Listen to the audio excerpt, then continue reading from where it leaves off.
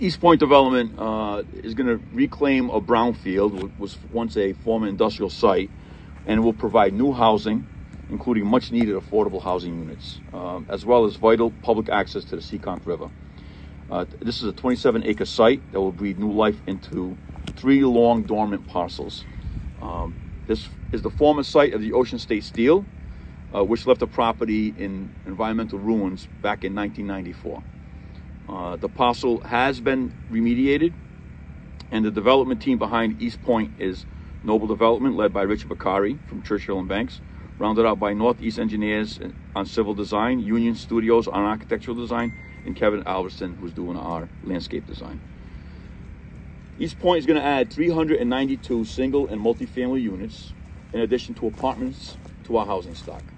We keep hearing about a housing shortage, and we're dealing directly with that shortage right now. Additionally, there's going to be 39 affordable housing units here in this development. This development will help retain and attract residents to our community, which will strengthen our local economy. This former industrial site is going to be transformed into a beautiful green space along our waterfront. The project will provide public access along Omega Pond and the Seekonk River as part of the Urban Coastal Greenway. This project predated our administration and was in receivership from, I believe, from 2009. You know, we've been hearing about this as a member of the community. I've been hearing about this Ocean State Steel, and it used to be called the Gianova project, for many years. And one of the first things we did when I took office is we brought the parties together. We brought the special master, and we reached out to Mr. Bakari and his group, because we saw the great success that they had with Kettle Point development. The Kettle Point development turned a former oil tank farm into a beautiful community right now. I was actually walking it the other day canvassing, and it's just a beautiful new community that adds to the vitality of our city. But we're very proud, we're very happy to see this project finally moving forward. We have great faith and confidence in this group to really develop this project to benefit our community and our residents. Without further ado, I'd like to welcome Mr. Richard Bakari to come up and say a few words. Thousands of homes need to be built in Rhode Island to keep pace with the demand. The reuse and repurpose of vacant industrial land for residential development is smart growth policy that will help Rhode Island for future years.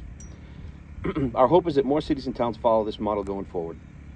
The City of East Providence Waterfront Commission had the foresight over 20 years ago to create the Waterfront Commission, which includes specific high-density zoning for the working waterfront areas along the Providence and Seekonk rivers in order to someday transform the abandoned industrial complexes into mixed-use or residential neighborhoods. This land was formerly the home to Washburn Wire and Ocean State Steel Company, abandoned over 20 years ago. The property was placed into receivership, and after 3 years of negotiations and permitting with the state and the City of East Providence, we purchased the land last month to develop this 392-unit waterfront residential community with over 6 acres of public access to the waterfront. This $120 million project will be a mix of for-sale housing at multiple price points and rental apartments for both market rate and age and income restricted residents. In order for projects, don't call Rhode Island the Ocean State for nothing.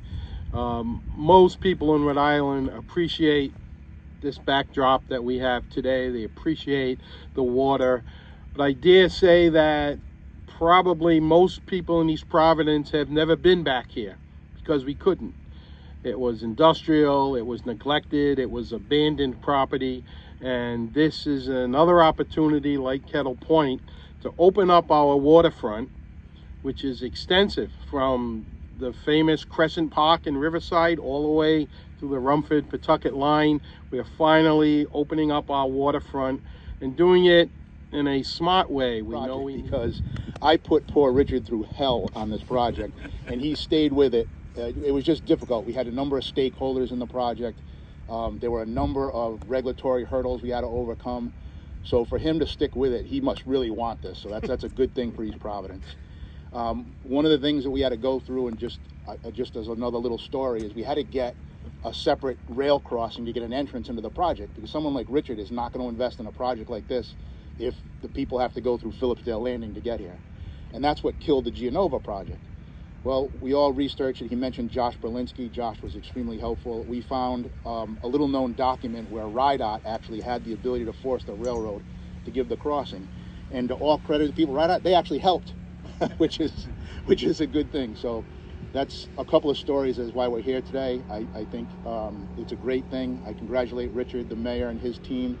And like he said, sometime this week he'll be getting a check for a little over 1.6 million. So that's not a bad thing either. So I appreciate the invite and glad to see this advancing.